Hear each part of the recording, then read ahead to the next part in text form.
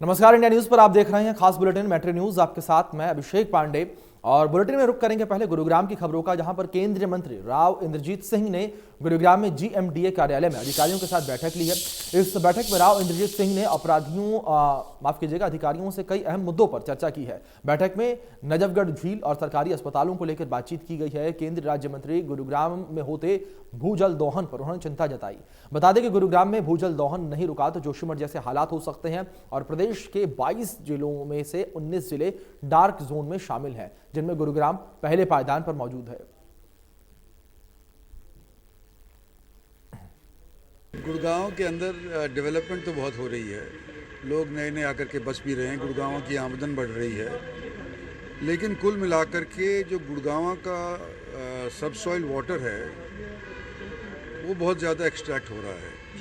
यानी अगर 100 litre recharge के तौर के ऊपर गुड़गांव के सब सॉइल के अंदर एक्वेफर्स के अंदर जाता है तो 200 लीटर निकाल लिया जाता है और ये चिंता की विषय है। आपको पता है कि जोशीमठ के अंदर आज के दिन क्या हो रहा है, तो वो गुड़गांव का हाल ना हो जाए उसके लिए आज के दिन से ही प्रबंध करना आवश्यक है। हरियाणा 22 ज़िले हैं और 19 ज़िले डार्क जोन में हैं और गुड़गांव 19 के अंदर पहले नंबर पे शायद होगा। तो इसलिए हमने कोशिश करी है कि जो बरसात का पानी हो वो फ्लो करके बाहर हरियाणा से ना जाए, दिल्ली में या नजफगढ़ ड्रेन में या जमुना में ना जाए, उसके लिए भी प्लानिंग बनाने की बात हमने कही है और लोग कर भी रहे हैं। लेकिन इसके ऊपर थोड़ा सा ध्यान दिलाने के लिए मैं खुद आकर के यहाँ पे बातचीत। तो आपको बता दें कि गुरुग्राम में परिवार पहचान पत्र में समस्याएं आ रही हैं और समस्या को खत्म करने के लिए अब जिला प्रशासन की तरफ से 25 अप्रैल की समय सीमा निर्धारित कर दी गई है। यही नहीं, अतिरिक्त जिला उपायुक्त विश्राम कुमार मीणा ने अब खुद इसकी कमान संभाल ली है।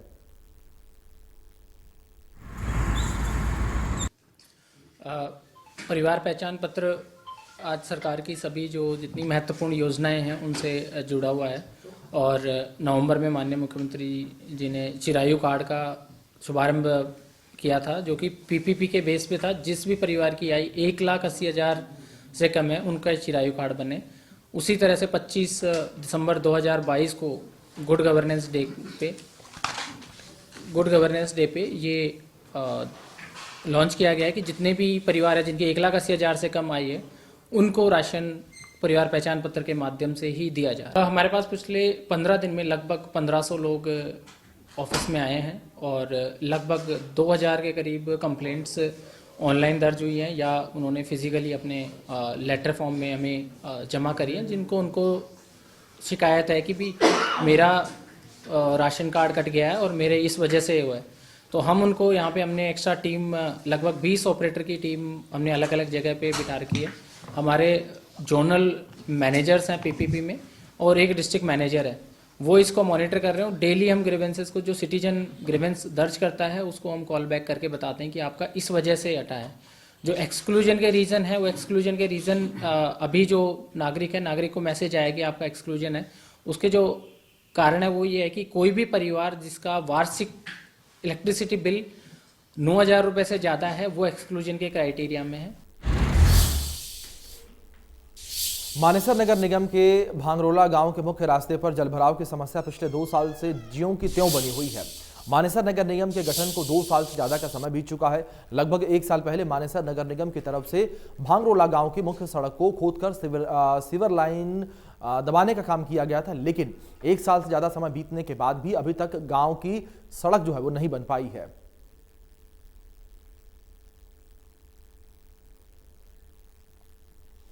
तो यहाँ आपको बता दें कि एक सड़क से रोजाना हजारों लोग जो हैं औद्योगिक क्षेत्र मानेसर में अपने काम पर जाते हैं और भांगरोला गांव की इस मुख्य सड़क पर गांव के सरकारी स्कूल, बैंक आदि काफी सार्वजनिक जगहें हैं जहां पर लोग रोजाना अपने काम के लिए जाते हैं, जिसके बावजूद भी नगर निगम के अधिकारी गांव की सड़क पर ध्यान नहीं दे रहे हैं। तस्वीरें भी स्क्रीन पर है, देख सकते हैं आप किस तरीके से यहाँ पर कीचड़ है और किस तरीके से गड्ढे बने हुए हैं सड़क पर। वहीं आपको बता दें कि भांगरोला गांव का मुख्य रास्ता जिस तरीके से बदहाल स्थिति में बना हुआ है, तो लगातार आपको बता दें कि शासन प्रशासन से इस विषय में शिकायत कर दी गई है, लेकिन बावजूद इसके शासन प्रशासन इस ओर ध्यान नहीं दे रहा है। मुख्य रास्ते पर जिस तरीके से भारी जलभराव देखने को मिल रहा है, उसके बावजूद आपको बता दें कि इस ओर कोई भी ध्यान नहीं दिया जा रहा है। और ये मुख्य रास्ता आप समझ सकते हैं कि किस तरीके से यूज में लिया जाता होगा कि इस रास्ते पर डाक है, सरकारी स्कूल है, लेकिन बावजूद इसके लगातार 2 साल से यहाँ पर आपको बता दें कि ये रास्ता ज्यों का त्यों बना हुआ है। जिस तरीके से लगातार रास्ते पर गड्ढे हैं, लगातार इसी तरीके से यहाँ पर गड्ढा बना हुआ है। अगर बारिश के दिनों की बात करें तो यहाँ पर बारिश के दिनों में हाल जो है वो बेहाल हो जाते हैं, लोगों को आने जाने में तमाम समस्याओं का सामना करना पड़ता है। और यहाँ पर आपको बता दें कि इस कदर कीचड़ हो जाता है, इस कदर पानी भर जाता है कि लोगों को आवाजाही करने में परेशानियों का सामना करना पड़ता है। तस्वीरें स्क्रीन पर हैं, इन तस्वीरों से समझ सकते हैं आप किस तरीके से समस्याओं का सामना लोगों को करना पड़ता होगा। भांगरोला गांव में जो मानेसर नगर निगम के अधीन आता है और बादशाहपुर विधानसभा के अधीन आता है, लेकिन जो मानेसर नगर निगम के अधिकारियों की जो कार्यशैली है वह इस तरीके की है कि जो भांगरोला गांव के जो मुख्य सड़क थी उसको लगभग 1 साल से अधिक समय हो गया, जिसको खोदकर ऐसे ही छोड़ दिया गया, जिसके बाद ग्रामीणों का यहाँ से निकलना भी दूभर हो गया। और इसके बाद जो गांव का गंदा पानी है उसका भी मानेसर नगर निगम को गठन को 2 साल से अधिक का समय बीत चुका है, लेकिन अभी तक जो भांगरोला गांव का गंदा पानी है उसकी भी निकासी का कोई पुख्ता समाधान नहीं किया गया है, जिससे ग्रामीणों का जीवन नरक से भी बेहतर हो गया है और ग्रामीण काफी परेशान है। और काफी बार अधिकारियों को भी इन समस्याओं से अवगत कराया, लेकिन अधिकारी ग्रामीणों की सुनने के लिए तैयार नहीं है। आज हमारे साथ भांगरोला गांव के कुछ ग्रामीण हैं, जिनसे जानेंगे कि कितनी समस्या ग्रामीणों को जो नगर निगम के गठन के बाद से हो रही है। जी, आपका नाम? मैं जयपाल यादव, भांगरोला गांव से। काफ़ी टाइम से हम निगम के चक्कर काट रहे हैं, करीब 1-1.5 साल हो गई, और अधिकारी कोई भी अपनी जिम्मेवारी लेने को तैयार नहीं है। कमिश्नर साहब से मिलने जाते हैं तो उनके पास भी समय नहीं होता है, वो भी कहते हैं कल आना परसों आना। और यहाँ भांगरोला चौक पे हमने कई बार न्यूज़ में भी निकलवाया है, अखबार में खबर दी है, लेकिन उसके बावजूद भी कोई प्रशासन में सुनवाई नहीं है, कोई भी अधिकारी अपनी जिम्मेवारी लेने को तैयार नहीं है। उसके बाद दोबारा हम जाते हैं तो कहते हैं यहाँ पे ट्रांसफ़र हो गया उनका। उसके बाद लगातार मतलब कंप्लेंट करने के बावजूद भी किसी प्रकार की सुनवाई नहीं। ग्रीवेंस कमेटी में भी हमने ये मुद्दा उठाया हुआ है, अतिक्रमण भी किया हुआ है चौक के ऊपर, उसका भी कोई समाधान नहीं हो रहा पिछले मतलब 1 साल से। और आए दिन यहाँ पर दुर्घटना होती रहती है, 3-4 मतलब हादसे हो चुके हैं, जिनमें मतलब जान तक जा सकती थी, इस प्रकार के हादसे हुए, जिनकी भी खबर दैनिक जागरण के माध्यम से हमने दे चुके हैं पहले। और अब हमारी प्रशासन से ये निवेदन है, अब कुछ यहाँ पे समाधान कराया जाए गांव का। इसका चौक पे जो इतना बुरा हाल है, इसका मतलब यहाँ से लाखों लोग आईएमटी के गांव के मतलब निकलते हैं रोजाना, आए दिन दुर्घटना होती रहती है। देखिए, ग्रामीण काफी परेशान है और जो गांव की गंदी पानी की निकासी का समाधान कितने समय से नहीं हुआ है? भाई प्रदीप, मैं आपको बताना चाहता हूं कि आज से करीबन 2 साल पहले निगम बना था, और 2 साल पहले निगम में जो गांव के पैसे थे वो निगम ने सारे अपने पास ले लिए। पैसे लेते के साथ निगम ने एक बार तो ऐसा जोश दिखाया, ना पता क्या इसको भाई इतनी बड़ी सुंदर सिटी बनाएंगे, पर 1.5 साल के करीब हो गए। आप जैसे देख रहे हो कि सारा रोड, ये हमारा मुख्य मार्ग है, इससे लगभग 5 गांव जुड़ते हैं और इंडस्ट्रीज को भी जोड़ता है और रेजिडेंस को भी जोड़ता है। यहाँ पे पैदल निकलने की तो क्या, गाड़ी कैसे भी बंदे नहीं निकलते। और इस रोड पे एक नहीं, हमारी हजारों सुविधा है। मान लो इस पे 3 तो स्कूल है, बैंक है, आने जाने का मेन रास्ता है, मुख्य मार्ग है। और निगम के जो अधिकारी है वो कुंभकर्ण की नींद सोए हुए हैं। किस तरीके से गांव की जो सड़कें हैं वह पानी से लबालब भरी है, और ये गांव के मुख्य रास्ते हैं जहां से रोजाना लाखों लोग अपने काम पर आईएमटी औद्योगिक क्षेत्र में जाते हैं, लेकिन निगम की जो अधिकारी है वह गहरी नींद सोए हुए हैं और जो समस्याएं हैं उन पर कोई ध्यान नहीं दे रहे। तो काफी परेशानी ग्रामीण के सामने, और काफी बार अधिकारियों को इन समस्याओं से अवगत भी कराया जा चुका है, लेकिन अधिकारी इन समस्याओं का कोई समाधान नहीं कर रहे हैं। और काफी बार ग्रामीण जब नगर निगम के कार्यालय जाते हैं तो तब भी जो अधिकारी है ग्रामीणों की समस्याओं पर कोई ध्यान नहीं देते हैं। जो भांगरोला गांव है वह बादशाहपुर विधानसभा के अधीन आता है, लेकिन जो पटौदी विधानसभा के गांव हैं उनमें जो निगम के अधिकारी पता नहीं किस दबाव के कारण जो पटौदी विधानसभा गांव में काफी विकास कार्य करा रहे हैं, लेकिन जो बादशाहपुर विधानसभा के गांव है उनमें कहीं पर भी कोई विकास कार्य दिखाई नहीं दे रहे हैं। गुरुग्राम से गौरव कैमरामैन के साथ प्रदीप यादव, इंडिया न्यूज। सोहना के फवारा चौक पर अग्रवाल धर्मशाला पर बनाए गए अस्थायी रैन बसेरे में एक बुजुर्ग की मौत का मामला सामने आया। सूचना मिलने पर अधिकारी पुलिस के साथ मौके पर पहुंचे। लोगों का कहना है कि बुजुर्ग की मौत ठंड लगने से हुई है। इस मामले में पुलिस ने जल्दबाजी दिखाते हुए बुजुर्ग के शव का नगर परिषद के कर्मचारियों से अंतिम संस्कार करवा दिया, जबकि नियम के अनुसार परिजनों के लिए 72 घंटे का इंतजार और शिनाख्त के लिए किया जाना था। पुलिस का कहना है कि उसके बेटे की मौजूदगी में ही उसका अंतिम संस्कार करवाया गया, लेकिन लोगों का कहना है कि उसके साथ कोई भी नहीं था और पुलिस ने पोस्टमार्टम रिपोर्ट आने पर ही मौत के कारणों की पुष्टि करने की बात कही है। रैन बसेरे में हुई बुजुर्ग की मौत के बाद प्रशासन पर कई सवालिया निशान खड़े होने लगे हैं। हालांकि इस मामले में कोई भी प्रशासनिक अधिकारी कैमरे के सामने आने से बच रहा है।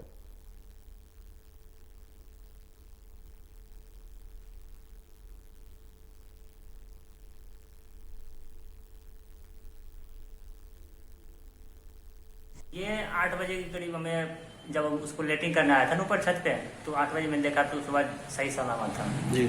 मतलब ठंड की वजह से थोड़ा बहुत मतलब झुलसा हुआ था। फिर लेटिंग किया, फिर नीचे आया, तब तक हम फिर बाद में फिर 10 बजे के बाद हमें उसके साथ में जो आदमी था एक, वो हमें बताया कि भाई मतलब उसका आवाज़ ही नहीं समझ में आ रहा था। हम ऊपर छत पे थे जी। तो फिर सफाई कर एक नीचे आती सफाई करने के लिए भाभी थी, तो उन्होंने पूछा क्या हुआ, तो उन्होंने मतलब उसको भी समझ में नहीं आ रहा था। तो फिर उन्होंने उन्हें कहा क्या हो गया, तो फिर बोला कि मर गया था ऐसे बता रहा है जी। फिर मैं ऊपर से नीचे आया देखने के लिए, फिर देखा तो मैंने सही है वो बात। सोहना के अग्रवाल धर्मशाला में बने रैन बसेरे में ठंड के कारण बुजुर्ग की मौत ने प्रशासन पर कई सवाल निशान आए। बुजुर्ग की मौत के बाद प्रशासन ने आनंद फानंद में जल्दबाजी करते बुजुर्ग का पोस्टमार्टम करा, उसका दाह संस्कार तो कर दिया। हालांकि पुलिस इस मामले में कुछ भी कहने से बचती नजर आ रही है, लेकिन इस मौत के बाद प्रशासन के द्वारा बनाई गई रैन बसेरों पर एक सवालिया निशान खड़ा हो गया है। मौत का कारण क्या है यह तो पोस्टमार्टम रिपोर्ट आने के बाद पता चलेगा, लेकिन लोगों का कहना है कि ठंड लगने से ही बुजुर्ग की मौत हुई है। सोहना से Sanjay Raghav, Indian news, Haryana. Metro news में अब रुख कर लेते हैं फरीदाबाद की खबरों का, जहां मुख्यमंत्री मनोहर लाल कल फरीदाबाद के हुडा कन्वेंशन हॉल में ग्रीवेंस कमेटी की बैठक की अध्यक्षता करेंगे। फरीदाबाद के डीसी विक्रम सिंह यादव ने बताया है कि इसको लेकर सभी तैयारियां पूरी कर ली गई हैं। उन्होंने बताया कि मुख्यमंत्री के 2 कार्यक्रम हैं। पहला कार्यक्रम 5 सरपंचों के साथ मुख्यमंत्री बैठक करेंगे, जो कि पलवल जिले में है। वहीं उन्होंने ये भी बताया कि मुख्यमंत्री मनोहर लाल फरीदाबाद के सेक्टर 12 हुडा कन्वेंशन हॉल में ग्रीवेंस कमेटी की बैठक लेंगे, जिसमें करीब 14 मामलों की सुनवाई होगी। इसको लेकर सभी तैयारियां पूरी कर ली गई हैं। कार्यक्रम है जिसमें सरपंच, पंचायत समिति के मेंबर्स और ज़िला परिषद के मेंबर्स, ज़िला फरीदाबाद और पलवल, तो दोनों के जितने भी मेंबर्स हैं उन सब के साथ में इंटरेक्शन रहेगा। वो 11 बजे के करीब ये प्रोग्राम रहेगा। इसके बाद में ग्रीवेंस कमेटी के मीटिंग रहेगी, वो 2 बजे के करीब हुड्डा कन्वेंशन सेंटर में रहेगी। तो बिल्कुल ही शिकायतकर्ता और पीड़ित जनरली एक ही रहता है, परंतु जो सेकेंड पार्टी है तो उनको भी मैसेज किया गया है और सभी जो कंसर्न डिपार्टमेंट है तो उन सभी को कह दिया गया है HODs को कि जो सेकंड पार्टी भी है या अफेक्टेड पार्टीज जो भी हैं उन सभी को ग्रीवेंस मीटिंग में बुलाया जाए।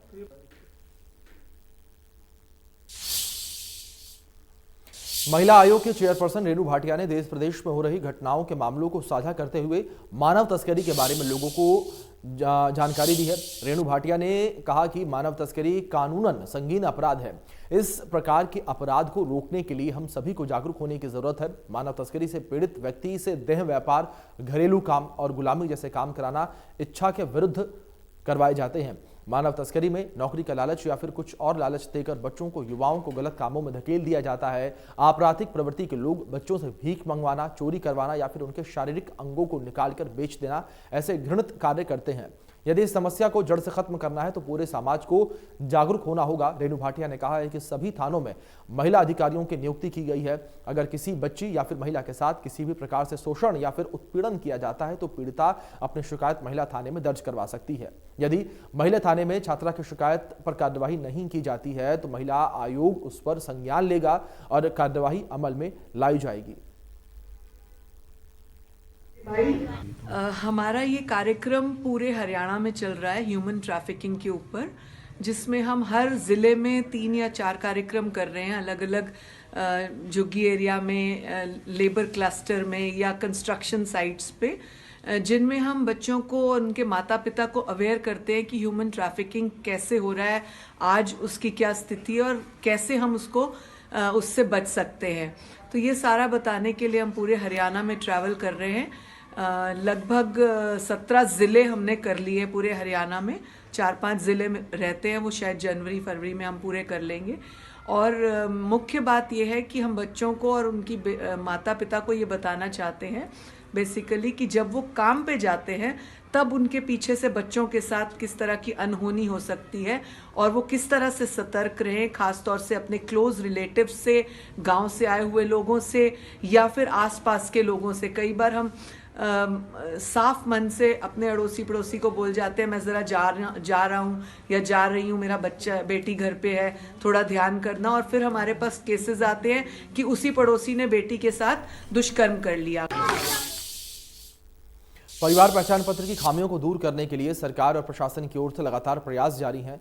फरीदाबाद जिले में भी प्रशासन ने परिवार पहचान पत्र की गड़बड़ी को ठीक करने के लिए काम कर रही हैं। इसे लेकर हमारे संवाददाता ने एडीसी अपराजिता से खास बातचीत की है और इस बातचीत में उन्होंने क्या कुछ कहा है वो सुनिए आप। फैमिली आईडी करेक्शन को लेकर पिछले 10 दिन से लगातार लोगों की लंबी लंबी लाइनें सेंटर पर लगी हुई हैं, लेकिन अभी तक समाधान नहीं मिला है। और इसी को देखते हुए, क्योंकि मामला पूरे हरियाणा का है, मुख्यमंत्री मनोहर लाल की तरफ से तमाम नोडल ऑफिसर जो एडीसी हैं उनकी बैठक भी ली है और अब 25 जनवरी तक समाधान करने की उनकी तरफ से बात कही गई है। हमारे साथ में एडीसी अपराजिता जी हैं, उनसे बात कर लेते हैं। मैम, लाइन 10 दिन से लगातार लंबी बढ़ती जा रही है, कम नहीं हो रही है, वजह क्या मान रहे हैं इसकी? मैं इसमें आपको करेक्ट करना चाहूँगी कि जनता मेरे पास भी सीधे आ रही है और उसका जो ये लाइन लगी है उसका कारण ये है कि हमारा परिवार पहचान पत्र पीले कार्ड से जोड़ दिया गया था और जो लोग हमारे पास आज आ रहे हैं आज की डेट पे, वो उसमें से पिछले 10 दिनों में आज की डेट पे काफ़ी लोग सेटिस्फाइड भी हैं। 2 चीज़ें हैं सामने अब। एक तो परिवार पहचान पत्र में करेक्शन इस बात को लेकर है कि कई तरह की त्रुटियां उसमें हैं कि छोटे छोटे बच्चों की या विधवा हैं उनकी बहुत ज़्यादा इनकम दिखा दी गई है, उसको सही कराने के लिए आ रहे हैं। दूसरा, चूँकि आप जिक्र कर रहे हैं बीपीएल से जोड़ा गया है इसको, तो दोनों समस्याएं अलग अलग हैं, दोनों को कैसे निपटा पा रही?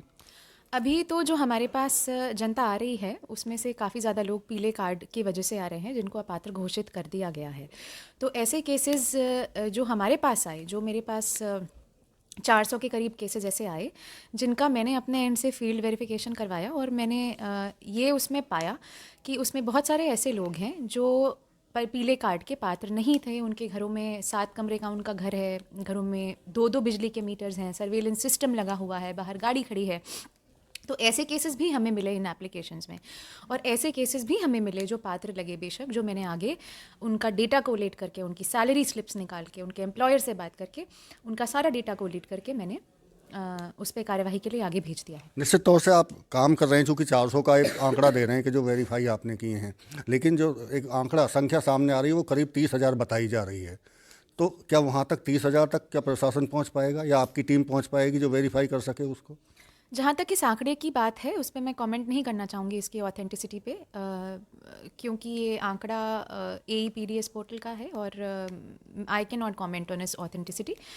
बट जितनी भी एप्लीकेशंस आप अपनी तरफ से कलेक्ट कर सकते हैं, जितने लोगों को हम अपनी तरफ से पहुँच सकते हैं डेली बेसिस पे, उनको हम पहुँच रहे हैं और उसमें जितना भी समय लगेगा उतना समय मैं अपनी ओर से देकर जितना व्यापक इसको कर सकूंगी अपने फील्ड वेरिफिकेशन को और लोगों को खोजने के लिए कि कौन पात्र है कौन अपात्र है, ऐसे लोगों को खोजने के लिए वो मैं अपनी तरफ से ज़रूर करूंगी। आखिरी सवाल में समाधान की कोशिश आप कर रहे हैं, लेकिन एक सेंटर जो फरीदाबाद 12 सेक्टर में है उस पर जिस तरह की भीड़ है, क्या ऐसा नहीं होना चाहिए कि जगह जगह सेंटर पर अलग अलग लोगों को एक मैसेज दिया जाए कि वहीं वो अपने नियरेस्ट कहीं वो करा लें उसको? इसमें आपने एक बहुत अच्छा सवाल पूछा है। मैं ये भी इसमें ऐड करना चाहूँगी कि मैंने सरल केंद्र पे भी हमने ऑपरेटर्स की ट्रेनिंग करवाई है कि ग्रीवेंस पोर्टल में ग्रीवेंस कैसे एंटर करना है या करेक्शन कैसे एंटर करना है। इसके अतिरिक्त कुछ RWAs हमारे पास आए थे, उनकी भी मैंने अपनी तरफ से ट्रेनिंग करवाई है कि वो अपने आसपास के लोगों की मदद कर सकें।